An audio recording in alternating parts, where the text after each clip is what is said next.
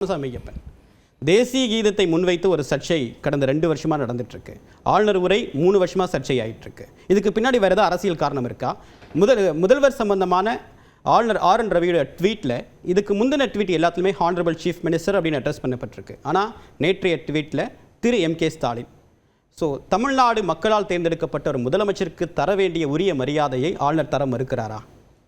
பாரத மக்களுக்கும் தமிழ் மண்ணிற்கும் முதற்கண் வணக்கங்கள். 3 விஷயங்கள். ஒன்று, மரபு சார்ந்த கேள்விகள் பல இருக்குது.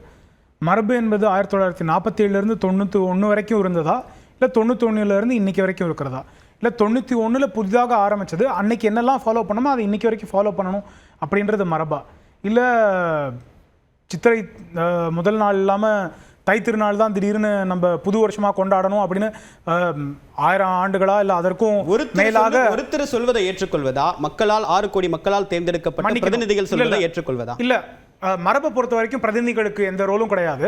நம்ம கலாச்சாரம் சார்ந்து, தமிழ் மக்கள் சார்ந்து, நம்மளோட உரைகள் சார்ந்து, நம்மளோட லிட்ரேச்சர் சார்ந்து நம்ம காலங்காலமாக கொண்டாடிட்டு இருக்கோம்னா மரபு அதுதான். என்னை தேர்ந்தெடுத்துட்டாங்கன்னு 239 பேரும் வந்தாலும் சரி, அவங்களுக்கு 100% ஓட்டு வந்தாலும் சரி, அவர்களால் ஒரே ஒரு நீங்க வெளியில இருக்கிற மரபை பேசுறீங்க, சட்டமன்றத்துக்குன்னு ஒரு மரபு இருக்கு. நான் அதான் வெயிட் பண்ணுங்க, நான் எல்லா மரபும் சேர்ந்து தான் சொல்றேன். சட்டம் எந்த மரபை ஏற்றுக்கொள்றதுன்னு பார்க்க வேணும். 1947 1991 வரைக்கும், அப்போ 44 இயர்ஸாக இவங்க என்ன பண்ணாங்க?